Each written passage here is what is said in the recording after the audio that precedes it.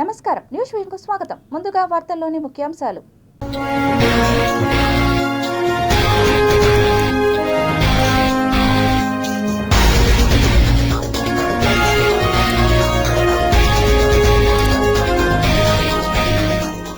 Charity కోసం ప్రాణాలకు తెగించిన వృద్ధుడు, 91 ఏళ్ల వయసులో sky dive.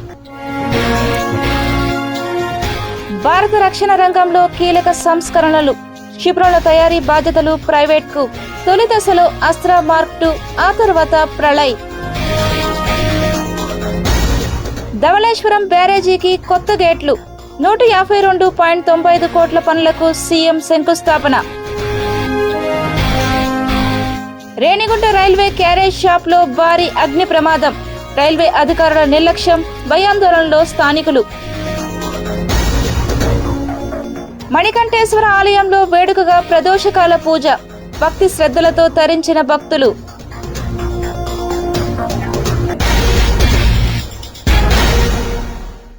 Doctor BR Ambedkar Konaseema జిల్లా పరిధిలోని పిచ్చుకలంక వద్ద గేట్ నెంబర్ 1 ధవళేశ్వరం బ్యారేజీ కొత్త గేట్లకు 152.95 కోట్ల పనులకు సీఎం చంద్రబాబు శంకుస్థాపన చేశారు.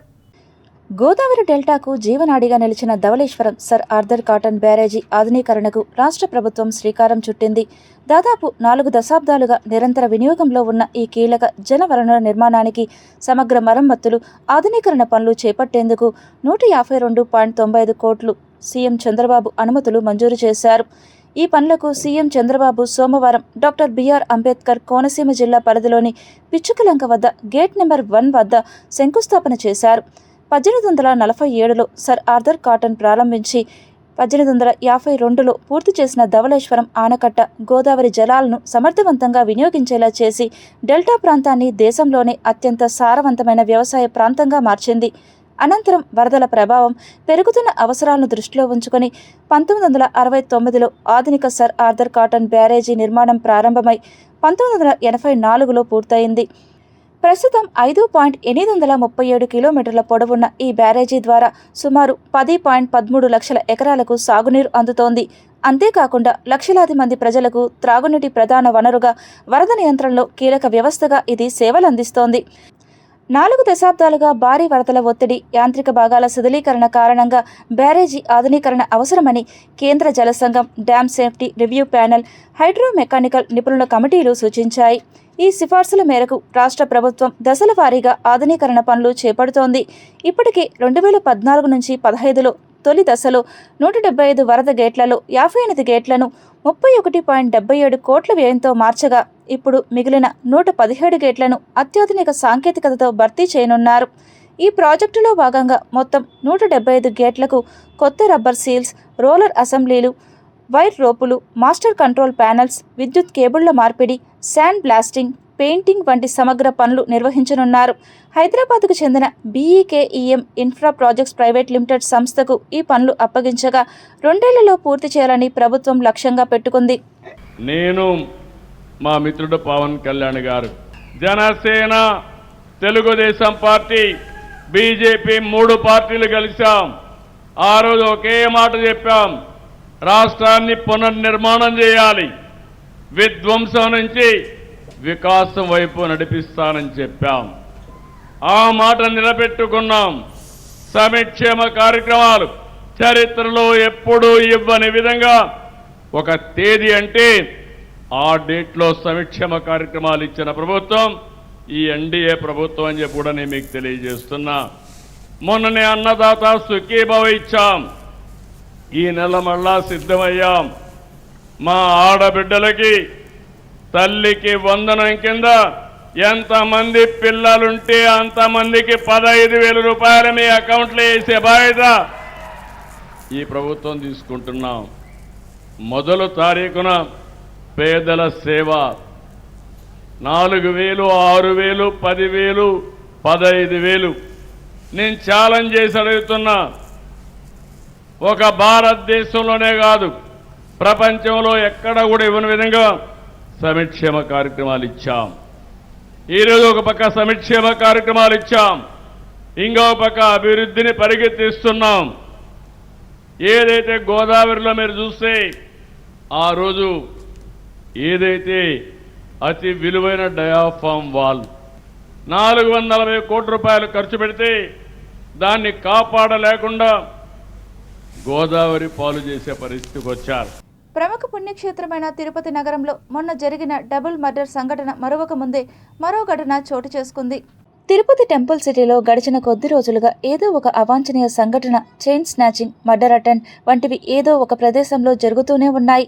నేరాలను ఎప్పటికప్పుడు నియంత్రించేందుకు తిరుపతి అర్బన్ జిల్లా పోలీస్ శాఖ ప్రత్యేక దృష్టి సారిస్తున్నప్పటికీ కొద్దిమంది ఆకతాయి వెకిలి చేష్టలకు మాత్రం అడ్డు అదుపు లేకుండా పోతోంది. ముఖ్యంగా స్థానికులలో ఎవరైనా అనుమానితంగా కనపడితే పోలీస్ హెల్ప్ లైన్కు ఫోన్ చేయాలని పదే పదే తిరుపతి పోలీస్ శాఖ చెబుతున్నప్పటికీ ప్రజలలో మాత్రం అవగాహన రాకపోవడం బాధాకరం. ఇదే అంశాలపై అనేక మార్లు అవగాహన కార్యక్రమాలు వంటివి చేపట్టినా కూడా లాభం లేకపోలేదు. సోమవారం స్థానిక ముత్యాలరెడ్డిపల్లి వైకుంఠపురం ఆర్చ్ వద్ద ర్యాపిడో ఆటోలో ప్రయాణిస్తున్న యువతిపై ఓ వ్యక్తి ఆటో ఎక్కి కత్తితో దాడి చేశాడు. అనంతరం ఆ వ్యక్తి అక్కడి నుంచి పారిపోయాడు. స్థానికులు వెంటనే స్పందించి సమీపంలోని పంచాయతీ ఆరోగ్య కేంద్రంలో ప్రథమ చికిత్స అందించి అదే ఆటోలో రియా ఆసుపత్రికి తరలించారు. యువతి పరిస్థితి ప్రస్తుతం స్థిరంగా ఉందని సమాచారం అందుకున్న యూనివర్సిటీ పోలీసులు సంఘటనా స్థలానికి చేరుకుని వివరాలు సేకరిస్తున్నారు. కేసు నమోదు చేసి దర్యాప్తు చేస్తున్నట్లు పోలీసులు తెలిపారు. మరింత సమాచారం తెలియాల్సి ఉంది. ప్రపంచవ్యాప్తంగా ఉన్న హిందువులు అత్యంత భక్తి శ్రద్ధలతో పూజించే తిరుమల శ్రీ వెంకటేశ్వర స్వామివారి క్షేత్రాన్ని రాజకీయ క్షేత్రంగా మార్చొద్దని తిరుమల తిరుపతి దేవస్థానం పాలక మండలి సభ్యులు భానుప్రకాష్ రెడ్డి కర్ణాటక ముఖ్యమంత్రి డికే శివకుమార్ తీరును తప్పుపట్టారు. కర్ణాటక ముఖ్యమంత్రి డికే శివకుమార్ గారు నిన్న ఒక స్టేట్మెంట్ ఇచ్చారు. తిరుమలలో నిత్య హారతుల్లో ఎమ్మెల్యేలని, మంత్రుల్ని, ఇంకా అధికారుల్ని నేను దాంట్లో దర్శనం కలిగించే భాగ్యం కల్పిస్తామని చెప్పి. అయ్యా, ఇది మైసూరు మహారాజుకి ఇచ్చినటువంటి గౌరవార్థం, రాజకీయ నాయకుల కోసం కాదు. అది ముఖ్యంగా మీరు గుర్తుపెట్టుకోవాలి. దీన్ని రాజకీయ క్షేత్రంగా చేయొద్దండి డికే శివకుమార్ గారు. ఇది ఇక్కడున్నటువంటి సాంప్రదాయాలు ఆ రోజు మైసూరు మహారాజుకి గౌరవార్థం ఇచ్చినటువంటి సాంప్రదాయాలు. ఇదేదో రాజకీయ నాయకుల్ని మెప్పించడానికి వాళ్ళని మీరు ఇలా వెనకేసుకురావడం ఇది మంచిది కాదు. ఖచ్చితంగా రేపు జరగబో ధర్మకర్తల మండలి సమావేశంలో దీని మీద నేను చర్చిస్తాను. ఖచ్చితంగా ఇలాంటి సాంప్రదాయాల్ని తిరుమల తిరుపతి దేవస్థానాలు ఒప్పుకునే ప్రసక్తే లేదు. ఇది ఆధ్యాత్మిక క్షేత్రం, డికే శివకుమార్ క్షేత్రం కాదు. తిరుమల తిరుపతి దేవస్థానాలు డికే శివకుమార్ చెప్పినట్టు వినే ప్రసక్తి లేదు ఇక్కడ మాకు. ఆయన ఇష్టానుసారంగా కొన్ని పరిస్థితులు అధ్యయనం చేసి మాట్లాడకుండా ఇష్టానుసారంగా ఆయన పాటికి ఆయన స్టేట్మెంట్ ఇస్తుంటే ఇది మంచిది కాదు. వెంటనే ఆ స్టేట్మెంట్ వెనక్కి తీసుకోవాలని చెప్పి, చెప్పినటువంటి మాటలను వెనక్కి తీసుకోవాలని చెప్పి నేను డిమాండ్ చేస్తున్నాను. తిరుమల శ్రీవారు అందరివాడు, కొందరికే పరిమితం చేయకండని, సంపన్నులకే శ్రీవారు అన్న అపఖ్యాతి మూట కట్టుకోకండని, సామాన్య భక్తులకే శ్రీవారి మొదటి ప్రాధాన్యత దర్శనం అన్న ఏపీ సీఎం నారా చంద్రబాబు నాయుడు మాటే టీటీడీ బోర్డు శాసనంగా అమలు చేయాలని బీజేపీ నేత నవీన్ కుమార్ రెడ్డి అన్నారు. గత సంవత్సరంలో తెలంగాణ రాష్ట్ర ప్రభుత్వ విజ్ఞప్తి మేరకు వాళ్ళకి అక్కడి నుంచి వచ్చే విఐపీలకు, ప్రజాప్రతినిధులకు దర్శనాలు కల్పించండి అని చెప్పి అక్కడ ఉన్నటువంటి ముఖ్యమంత్రి రేవంత్ రెడ్డి గారు విజ్ఞప్తి చేయడంతో ఈ రాష్ట్ర ప్రభుత్వం కూడా కొంత స్పందించి టీటీడీని ఏదో ఒక విధంగా వాళ్ళకి అకామిడేట్ చేయండి ప్రజాప్రతినిధులకి అని చెప్పడంతో వాళ్ళకి ప్రతి మంగళవారం కూడా ఈరోజు తెలంగాణ ప్రజాప్రతినిధులకి దర్శనాలు కల్పిస్తున్నారండి. ఈరోజు దానిని ఆసరాగా తీసుకొని కర్ణాటక ముఖ్యమంత్రి గారు డికే శివకుమార్ గారు నిన్న ఒక ప్రకటన చేశారు. మాకు కూడా మొదటి హారతి విఐపి హారతి ఇవ్వాలి, మా కర్ణాటక నుంచి వచ్చే ఎమ్మెల్యేలకు, విఐపి ప్రోటోకాల్ పరిధిలో వచ్చే ప్రజాప్రతినిధులకు అందరికీ కూడా మీరు మొదటి హారతి దర్శనాలు కల్పించాలని చెప్పని కోరుతున్నారు. ఇది చాలా బాధాకరమైనటువంటి విషయం. నేను టీటీడీ ధర్మకర్తల మండలి రేపు సమావేశం అవుతుంది. నేను ఒకటే విజ్ఞప్తి చేస్తున్నా, డిమాండ్ చేస్తున్నా, పార్టీలకు అతీతంగా మీరు ఖచ్చితంగా రేపు ధర్మకర్తల మండలి సమావేశంలో ఏకవాక్య తీర్మానం చేసి డికే శివకుమార్ కర్ణాటక ముఖ్యమంత్రి గారి ప్రకటనను తిరస్కరించండి. గడువులోగా డిజిటలైజేషన్ పూర్తి చేయాలని రాష్ట్ర ఎన్నికల సంఘం కార్యదర్శి నవీన్ కుమార్ ఆదేశించారు. సోమవారం ఐరాల మండలం కాణిపాకం, అగరంపల్లి, చిన్నకాంపల్లి, చిత్తూరు పరిసరాల పోలింగ్ కేంద్రాల్లో పర్యటించి తనిఖీలు చేపట్టారు. ఈ సందర్భంగా మాట్లాడుతూ ఎస్ఈఆర్ ప్రక్రియ వేగవంతం చేయాలన్నారు. అర్హులైన ప్రతి ఒక్కరికి ఓటు హక్కు కల్పించే విధంగా ఉండాలన్నారు. ఒకే వ్యక్తి వివిధ ప్రాంతాల్లో ఓటు హక్కు ఉంటే వెంటనే తొలగించి అర్హులైన వారికి హక్కు కల్పించాలన్నారు. ఈ కార్యక్రమంలో జిల్లా కలెక్టర్ సుమిత్ కుమార్ కూడా పాల్గొన్నారు. ముఖ్యంగా చిత్తూరు జిల్లాలో ఇప్పటివరకు చూస్తే 97% వరకు ఎస్ఐఆర్ కంప్లీట్ అయింది. ఒక 40,000 వరకు ఫామ్స్ పెండింగ్ ఉన్నాయి. దీంట్లో కొన్ని డిసైడ్ చేయగలుగుతాం, కొన్ని డిసైడ్ చేయలేము. ఈ 3% ఫామ్ కూడా రేపు ఆఫ్టర్నూన్ కల్లా కంప్లీట్ చేయడం జరుగుతుంది. నేను ఇంకా రిక్వెస్ట్ చేస్తున్నాను, ఎవరికి ఏమైనా ఎస్ఐఆర్ ఫామ్ సంబంధించి ఇష్యూస్ ఉంటే, ప్రాబ్లమ్స్ ఉంటే, క్లారిఫికేషన్స్ కావాలంటే వాళ్ళు కన్సర్న్ బిఎల్ఎస్ కాంటాక్ట్ చేసుకోవచ్చు. చాలా ట్రాన్స్పరెంట్గా ఈ పని చేయడం జరిగింది. అటువంటి మిస్టేక్స్, అటువంటి కంప్లైంట్స్ ఎక్కడ చోట నుంచి రాలేదు. ఇప్పుడు నెక్స్ట్ 2 days కూడా ఏమేమి పెండింగ్ పని ఉంటే కంప్లీట్ చేసేసి కమిషన్కి లోపల రిపోర్ట్ పంపిస్తాం. అర్హులైన ప్రతి ఒక్కరికి ఓటు హక్కు కల్పించేలా ఎన్నికల సంఘం అన్ని చర్యలు తీసుకుంటుందని తిరుపతి జిల్లా కలెక్టర్ వెంకటేశ్వర్ తెలిపారు. ఎలాంటి పొరపాట్లకు తావు లేకుండా అత్యంత పారదర్శకంగా ఓటర్ల సవరణ ప్రక్రియను అధికారులు పూర్తి చేస్తున్నట్లు ఆయన స్పష్టం చేశారు. రేణిగుంట పంచాయతీలో సాగుతున్న ప్రత్యేక ఓటర్ల సవరణ ప్రక్రియను తిరుపతి జిల్లా కలెక్టర్ వెంకటేశ్వర్లు సోమవారం క్షేత్రస్థాయిలో పరిశీలించారు. పంచాయతీ కార్యాలయ ఆవరణలోని 2వ సచివాలయంలో బిఎల్ఓ బిఎల్ఏలతో కలెక్టర్ ముఖాముఖి సమావేశమయ్యారు. రానున్న ఎన్నికల సన్నద్ధతతో పాటు ప్రతిష్టాత్మక స్పెషల్ ఇన్వెస్టిగేషన్ రిపోర్ట్ సర్వే పురోగతిపై అధికారులతో సుదీర్ఘంగా చర్చించారు. ఓటర్ల జాబితాలో ఎలాంటి తప్పులు దొర్లకుండా క్షుణ్ణంగా పరిశీలించాలని ఆదేశించారు. అనంతరం ఆయన మీడియాతో మాట్లాడారు. ప్రతి ఒక్క బిఎల్ఓ బూత్ లెవెల్ ఆఫీసర్ తన పరిధిలో ఉన్నటువంటి ప్రతి ఒక్క ఓటర్కి కూడా గడిచిన 30 రోజులుగా ఎన్యూమరేషన్ ఫాము ఇవ్వడం, ఆ ఎన్యూమరేషన్ ఫాము ఫిల్ చేసింది తిరిగి తీసుకోవటం, తిరిగి తీసుకున్న దాన్ని బిఎల్ఓ యాప్లో డిజిటైజ్ చేయటం, ఇదంతా జరుగుతూ వచ్చింది. మన జిల్లాలో ఇప్పటికే ఆల్మోస్ట్ 99.5% ఈ డిజిటైజేషన్ ప్రక్రియ అనేది కంప్లీట్ అయింది. ఇప్పుడు ఇందులో మనము ముఖ్యంగా గమనించాల్సింది ఏంటంటే, చాలా వరకు ఈ ప్రక్రియలో చనిపోయిన ఓటర్లు, పర్మనెంట్గా మైగ్రేట్ అయిపోయి వలస వెళ్ళిన వాళ్ళు, ఆర్ఎల్స్ షిఫ్ట్ అయిన వాళ్ళు, అంటే ఇక్కడ రెంట్కుంటూ ఆర్ఎల్స్ ఉద్యోగరీత్యా ఇక్కడుంటూ ఇప్పుడు వేరే చోటకి గడిచిన సంవత్సరంలో 2-3 సంవత్సరాల్లో వేరే చోటికి షిఫ్ట్ అయిన వాళ్ళు, అదేవిధంగా నాట్ ట్రేస్డ్, అంటే అసలు ఎవరికి వాళ్ళ సమాచారం తెలిసిందకపోవటం, ఇదంతా కూడా లిస్టు తీసుకున్నాం. దాన్ని అదేవిధంగా డూప్లికేట్. నియోజకవర్గ పరిధిలో పారదర్శకమైన స్వచ్ఛమైన ఓటర్ల జాబితా తయారు చేసేందుకు అందరూ సహకరించాలని 167 నియోజకవర్గ ఎన్నికల ప్రత్యేక అధికారి జాయింట్ కలెక్టర్ గోవిందరావు అన్నారు. నియోజకవర్గ ఓటర్ నమోదు అధికారి, నగరపాలక సంస్థ కమిషనర్ శారదాదేవితో కలిసి సోమవారం రాయలచెరువు రోడ్లోని 156, 157, 158, 159 పోలింగ్ కేంద్రాల బూత్ లెవెల్ ఏజెంట్లు, బిఎల్ఏ, బూత్ లెవెల్ ఆఫీసర్ల, బిఎల్ఓలతో సమావేశం నిర్వహించారు. ఖచ్చితమైన పారదర్శకమైన ఓటర్ల జాబితా తయారు చేసేందుకు ప్రత్యేక ఓటర్ల సవరణ ఎస్ఐఆర్ ప్రక్రియ నిర్వహిస్తున్నామని అన్నారు. మంగళవారంతో ఈ ప్రక్రియ పూర్తి అవుతుందన్నారు. అనంతరం ఆయా పోలింగ్ కేంద్రాల వద్ద ఈ జాబితాను ప్రచురిస్తామని తెలిపారు. అందులో ఏవైనా పొరపాట్లు ఉంటే సరిదిద్దుకోవచ్చునని తెలిపారు. ఈ సమావేశంలో ఈడీటీ సుధాకర్ నాయర్, బూత్ లెవెల్ ఏజెంట్లు, బూత్ లెవెల్ ఆఫీసర్లు పాల్గొన్నారు. తిరుపతి జిల్లా రేణిగుంటలోని క్యారేజ్ రిపేర్ వర్క్షాప్ సిఆర్ఎస్ ఆవరణలో ఈరోజు భారీ అగ్ని ప్రమాదం చోటు చేసుకుంది. క్యారేజ్ రిపేర్ షాప్ ప్రాంగణంలో పేరుకుపోయిన వ్యర్థాలను, వేస్ట్ నిల్వలు సిబ్బంది తగులుబట్టే క్రమంలో ఈ ప్రమాదం సంభవించినట్లు తెలుస్తోంది. ఒక్కసారిగా మంటలు అదుపు తప్పి ఆకాశాన్ని తాకేలా ఎగిసిపడటంతో పరిసర ప్రాంతాల్లో దట్టమైన పొగలు అలుముకున్నాయి. ప్రమాద తీవ్రతకు స్థానికులు ఒక్కసారిగా భయాందోళనకు గురయ్యారు. BTR colony, Settipalli, RTO office, Renigunta పరిసర ప్రాంతాల్లో దట్టంగా కమ్ముకున్న పొగ. సమాచారం అందుకున్న వెంటనే అగ్నిమాపక శాఖ సిబ్బంది హుటాహుటిన సంఘటనా స్థలానికి చేరుకున్నారు. రంగంలోకి దిగిన ఫైర్ సిబ్బంది ఫైర్ ఇంజన్ల సహాయంతో మంటలను అదుపులోకి తెచ్చేందుకు తీవ్రంగా శ్రమిస్తున్నారు. మంటలు మరింత విస్తరించకుండా అగ్నిమాపక సిబ్బంది జాగ్రత్తలు తీసుకుంటున్నారు. ఓ కుటుంబం తమ ఇంట్లో పెంచుకుంటున్న గోమాతను ఇంటి ఆడపడుచులా భావించి వైభవంగా శ్రీమంతం వేడుకను నిర్వహించారు. హిందూ సాంప్రదాయంలో గోమాతకు ప్రత్యేక స్థానం ఉంది.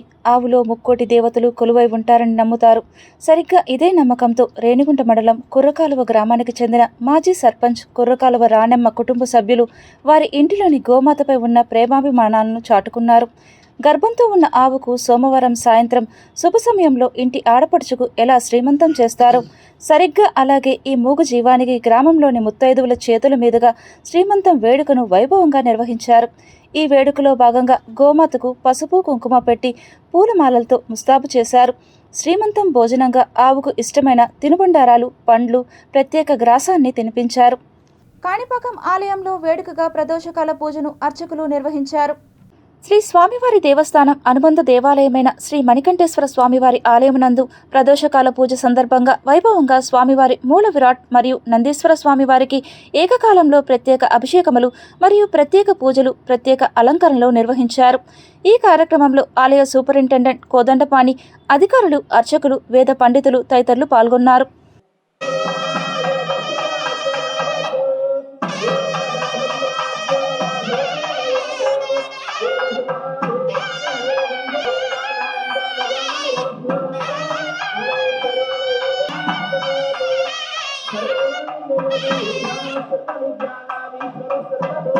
తిరుపతి తిలక్ రోడ్లోని శ్రీ కరుమారియమ్మ దేవాలయంలో జూలై 17 నుంచి ఆగస్టు 16 వరకు నెల రోజుల పాటు అత్యంత వైభవంగా ఆడి నెల మహోత్సవాలు నిర్వహించనున్నట్లు ఆలయ ధర్మకర్త జి నాగేశ్వరరావు తెలిపారు. సోమవారం ఆలయ ప్రాంగణంలో బీజేపీ నాయకులు గుండాల గోపీనాథ్ రెడ్డి, ఆలయ అర్చకులు వేలాయుధంలతో కలిసి ఈ మహోత్సవాలకు సంబంధించిన కరపత్రాలను ఘనంగా ఆవిష్కరించారు. అనంతరం వారు మాట్లాడుతూ జూలై 17వ తేదీ శుక్రవారం ఉదయం 5 గంటలకు పాలకొండల మహోత్సవం మంచినీళ్లగుంట శివాలయం వద్ద నుండి ప్రారంభమవుతుంది. శ్రీ రామచంద్ర పుష్కరిణి, శ్రీ రాములవారి ఆలయం, కోదండరామస్వామి ఆలయం నుంచి తిలక్ రోడ్లోని శ్రీ కరుమారియమ్మ దేవాలయం వరకు భక్తులు భారీగా పాలకుండలతో ఊరేగింపుగా చేరుకొని అమ్మవారికి ప్రత్యేక అభిషేకాలు నిర్వహిస్తారని పేర్కొన్నారు. అనంతరం ఉదయం 10 గంటలకు పాలాభిషేకం జరగనున్నదని, టికెట్ ధరను 200 రూపాయలుగా నిర్ణయించామన్నారు. మహోత్సవాల్లో భాగంగా జూలై 24న కూరగాయల అలంకారం, జూలై 26న అన్నదానం, జూలై 31న గంధం అలంకారం, ఆగస్టు 7న కుంకుమ అలంకారం, ఆగస్టు 14న గాజుల అలంకారంతో పాటు ఉదయం 10 గంటలకు అన్నాభిషేకం, మధ్యాహ్నం 2 గంటలకు పొంగల్ సమర్పణ, ఆగస్టు 16న ఆదివారం రాత్రి 8 గంటలకు ప్రత్యేక అభిషేకం అనంతరం సాయంత్రం 6:30 గంటలకు అగ్నిగుంట ప్రవేశ మహోత్సవం నిర్వహించనున్నట్లు నిర్వాహకులు తెలిపారు. ఈ కార్యక్రమాల్లో భక్తులు అధిక సంఖ్యలో పాల్గొని అమ్మవారి ఆశీస్సులు పొందాలని ఆలయ కమిటీ కోరింది. ఈ కార్యక్రమంలో ఆలయ చైర్మన్ నాగేశ్వరరావు యాదవ్, ఆలయ అర్చకులు వేలాయుధం, రాయలసీమ రంగస్థలం చైర్మన్ గుండాల గోపీనాథ్, ఆలయ కమిటీ సభ్యులు గుణ, బాబు, ఆనందు, వెంకటేశ్వర్లు, మునుస్వామి, ఈశ్వర్, బాలాజీ, లోకేష్, వాసు, మునిరాజా, పోలే జనార్దన్ రెడ్డి, కుప్పిరెడ్డి రామకృష్ణారెడ్డి, కెఎన్ రాజా, కేశవులు వడియార్, విగ్రహాల కళ్యాణి, మహాలక్ష్మి, తొండమనాటి సుబ్రహ్మణ్యం రెడ్డి, దీనదయాల్, పురోహితులు సురేష్ స్వామి పాల్గొన్నారు. ఈ 17వ తేదీ నుంచి జరుగు కరుమారియమ్మ ఆడి మహోత్సవాలకు పాల్గొని మొదటి రోజు మంచినీళ్ళగుంట శివాలయం నుంచి పాలకుండలతో అక్కడి నుంచి ఊరేగింపుగా నగరంలో వచ్చి అమ్మవారికి అభిషేకాలు జరుగుతాయి. ఆ రోజు నుంచి ప్రతి వారం ఒక్కొక్క అలంకరణతో, ఒకరోజు బంగారు కవచంతో అలంకరణ, ఒకరోజు కాయగూరలతో అలంకరణ, మరి ఒకరోజు గంధముతో అలంకరణ, మరి ఒకరోజు గాజులతో అలంకరణ, ఇలాగా ప్రతి వారం విశేషంగా అలంకరణ చేసి అమ్మవారి దర్శనాన్ని మనకు భక్తులకు ఇస్తారు.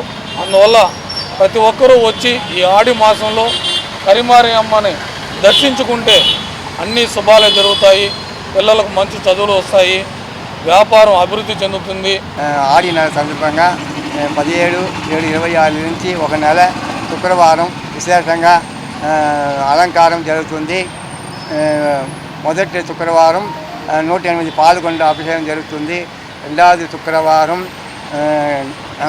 కూరగాయ అలంకారం, శాకంబరి అలంకారం జరుగుతుంది. మూడవ శుక్రవారం కుంకుమ అలంకారం జరుగుతుంది. 5వ శుక్రవారం విశేషంగా గాజుల అలంకారంతో అమ్ములు పోసేది, పొంగల్ పెట్టేది విశేషంగా జరుగుతుంది. కడసి లాస్ట్ ఆదివారం అగ్నిగుండ జరుగుతుంది. భక్తులు అందరూ వచ్చి పాల్గొని అమ్మవారి కృపాకటాక్షం చేసుకోవడానికి కోరుకున్నాం. పొంగనూరులో ఘనంగా ఛత్రపతి శివాజీ మహారాజ్ శోభాయాత్ర జరిగింది. అత్యంత వైభవంగా హిందూ సామ్రాజ్య అధినేత ఛత్రపతి శివరాజ్కు ఘనంగా నివాళులర్పించారు. చిన్న కారణాలతో సమాజంలో మత మార్పులు జరుగుతున్నాయి. ఈ మత మార్పుల వల్ల మత మార్పిడి చేసుకోవడానికి ప్రతి ఒక్కరికి ప్రాథమిక హక్కు ఉంటుంది. కానీ ఈ మత మార్పుల ప్రక్రియలో హిందూ సమాజానికి అన్యాయం జరుగుతోంది, హిందూ సమాజం పైన ఒక కుట్ర జరుగుతోంది, హిందూ సమాజాన్ని విచ్ఛిన్నం చేయడానికి ప్రయత్నం జరుగుతోందనే విషయాన్ని మనం గమనించాల్సిన అవసరం ఉంది. ఛత్రపతి శివాజీ గారి జీవిత చరిత్ర బహుశా మన తండ్రులు, వాళ్ళ తాతలు, మన తాతలు, వాళ్ళ ముందు తరాల వాళ్ళు ఎవ్వరూ చదువుకోకపోయినప్పటికీ కూడా ఏ ఒక్కరూ ఎన్ని కష్టాలు వచ్చినా, ఎన్ని ఇబ్బందులు వచ్చినా మన తల్లి లాంటి హైందవ మతాన్ని విడనాడాలనే ఆలోచన చేయలేదు. సెకండ్ ఇన్నింగ్స్లో సమాజానికి సేవ చేద్దాం అంటూ రిటైర్డ్ వైద్యులు తెలిపారు. ప్రభుత్వ సంస్థలలో విధులకు మాత్రమే పదవీ విరమణ పొందామని, జీవన విధానంలో కాదని ఈఎస్ఐ మాజీ సూపరింటెండెంట్ శ్రీధర్ తెలిపారు. ఆంధ్రప్రదేశ్ రాష్ట్ర ప్రభుత్వ రిటైర్డ్ ఉద్యోగుల సంఘ కార్యాలయంలో రాష్ట్ర ప్రభుత్వ వివిధ శాఖలలో పనిచేసి పదవీ విరమణ పొందిన ఉద్యోగులు సభ్యత్వ నమోదు పొందారు.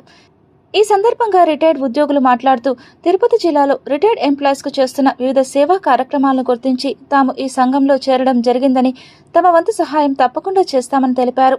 ముఖ్యంగా వృద్ధాప్యంలో ఉన్న రాష్ట్ర ప్రభుత్వం నుండి అందాల్సిన పెన్షన్, మెడికల్ క్లెయిమ్ వంటివి వచ్చేందుకు తాము కూడా చేదోడు వాదోడుగా సంఘానికి నిలబడి కృషి చేస్తామని పేర్కొన్నారు. సెకండ్ ఇన్నింగ్స్లో సమాజ సేవ, యువతకు మార్గదర్శకత్వం, అనుభవాల పంచడం ద్వారా దేశ నిర్మాణంలో మరింత కృషి చేయాలని వారు పిలుపునిచ్చారు. పదవీ విరమణ అనంతరం కూడా ఉద్యోగులు చురుగ్గా ఉండి సంఘ కార్యక్రమాల్లో పాల్గొనాలని, ప్రభుత్వ విధానాలు, పెన్షన్, వైద్య సదుపాయాలపై అవగాహన కల్పించాలని సూచించారు. సభ్యత్వ నమోదు పొందిన రిటైర్డ్ ఉద్యోగులకు శాలువతో సత్కరించి యూనియన్లోకి స్వాగతం పలికారు.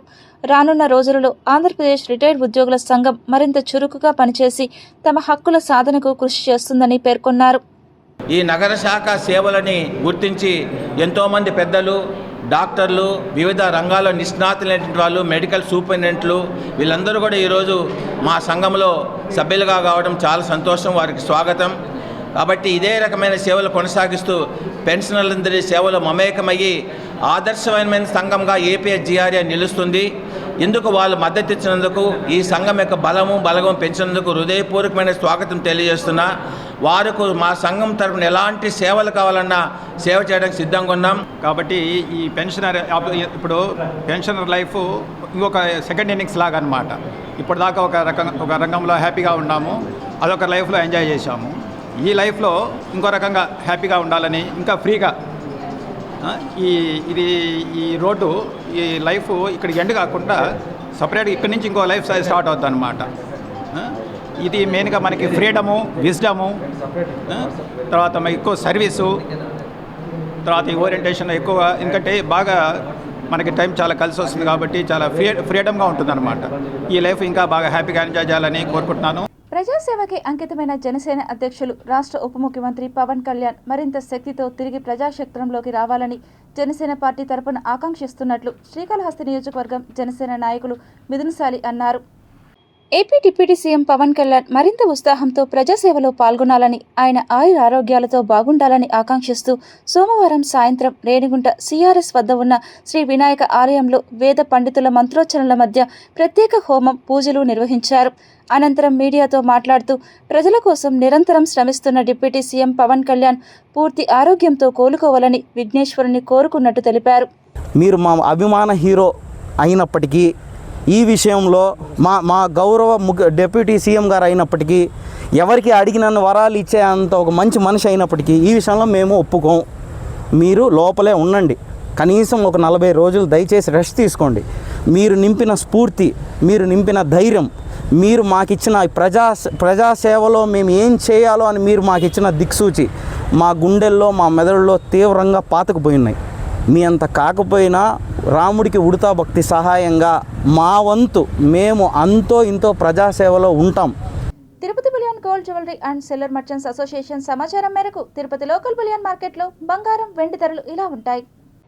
24 క్యారెట్ల బంగారం 10 గ్రాముల ధర 1,46,830 రూపాయలు. 22 క్యారెట్ల బంగారం 1 గ్రాము ధర 13,100 రూపాయలు. వెండి 1 కేజీ ధర 2,28,200 రూపాయలు. రీటైల్ వెండి 1 గ్రాము ధర 233 రూపాయల 20 పైసలుగా ఉంటుంది. వార్తలు ముగించే ముందు ముఖ్యాంశాలు మరోసారి చూద్దాం.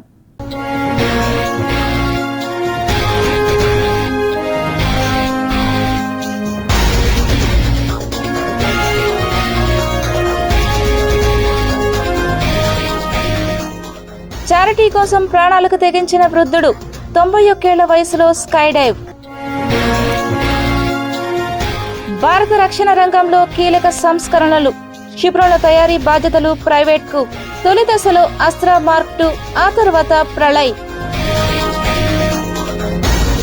ధవళేశ్వరం బ్యారేజీకి కొత్త గేట్లు. 152.95 కోట్ల పనులకు సీఎం శంకుస్థాపన. రేణిగుంట రైల్వే క్యారేజ్ షాప్లో భారీ అగ్ని ప్రమాదం. రైల్వే అధికారుల నిర్లక్ష్యం, భయాందోళనలో స్థానికులు. మణికంఠేశ్వర ఆలయంలో వేడుకగా ప్రదోషకాల పూజ. భక్తి శ్రద్ధలతో తరించిన భక్తులు.